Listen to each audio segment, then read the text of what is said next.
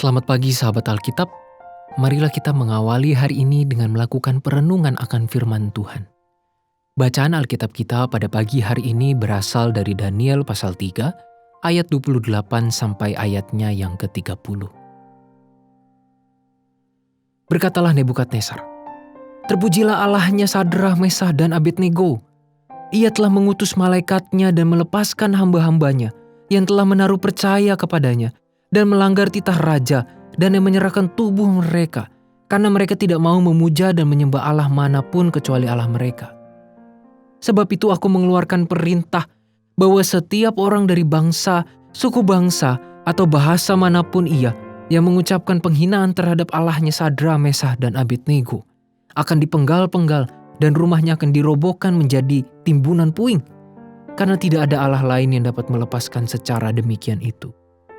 Lalu raja memberikan kedudukan tinggi kepada Sadrah, Mesah, dan Abednego di wilayah Babel. Melalui tafsirannya, Yohanes Calvin menganggap Nebukadnezar adalah orang dengan keimanan yang sementara kepada Allah. Nebukadnezar berulang kali mengakui dan memuliakan Allah, namun berbalik pongah kemudian. Hal ini sangat dibuktikan dengan sikap Nebukadnezar yang berulang kali berubah terhadap Allah. Pada ayat 29 memang dituliskan bahwa Nebukadnezar berkata, "Terpujilah Allahnya Sadrah, Mesah, dan Abednego. Ia telah mengutus malaikatnya dan melepaskan hamba-hambanya yang telah menaruh percaya kepadanya dan melanggar titah raja, dan yang menyerahkan tubuh mereka, karena mereka tidak mau memuja dan menyembah Allah manapun kecuali Allah mereka." Pada satu sisi, kita dapat menilai pernyataan ini disampaikan oleh Nebukadnezar sebagai sebuah pengakuan kuasa Allah yang didasari oleh perasaan takut. Peristiwa yang baru saja ia saksikan ketika Sadrah, Mesah, dan Abednego keluar dari perapian tanpa terjadi sesuatu pun telah menimbulkan ketakutan yang begitu besar di dalam diri Nebukadnezar. Ia memandang Allah sebagai sosok yang berkuasa. Hal yang disayangkan adalah ia hanya memandang Allah secara demikian, dari perspektif kekuasaan. Mungkin ini pula yang membuat Nebukadnezar, seperti penilaian Yohanes Calvin, berulang kali mengubah sikapnya terhadap Allah. Tidak heran jika berikutnya Nebukadnezar justru memberikan titah yang menimbulkan ketakutan tambahan bagi rakyatnya.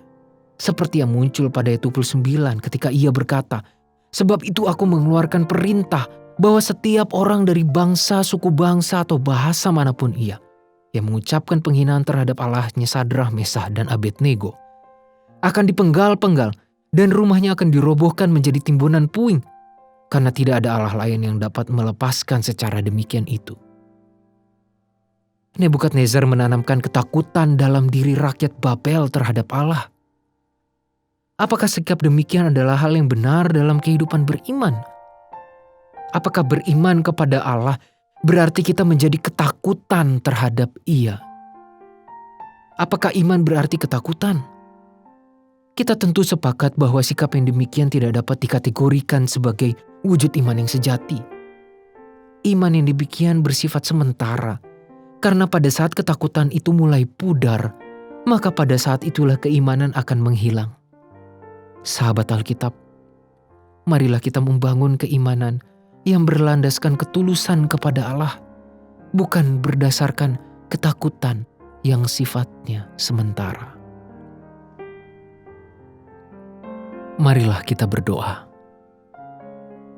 Ya Allah, kami datang ke hadapan-Mu dengan segala kondisi iman kami.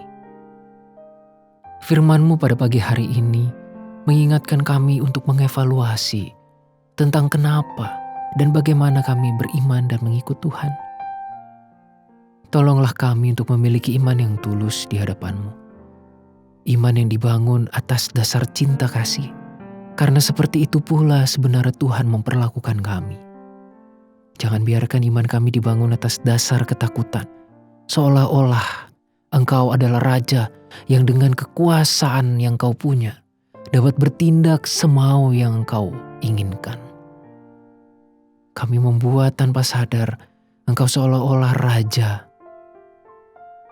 yang menginginkan apapun untuk terjadi dalam kehidupan kami, dan karena itu kami ketakutan di hadapan Tuhan. Engkau adalah Allah yang baik. Engkau adalah Allah yang penuh cinta kasih. Dan Engkau memperlakukan kami dengan penuh kasih sayang. Dan kiranya kami pun memiliki iman yang dibangun di atas dasar yang sama. Di dalam nama Tuhan kami Yesus Kristus kami berdoa dan memohon. Amin.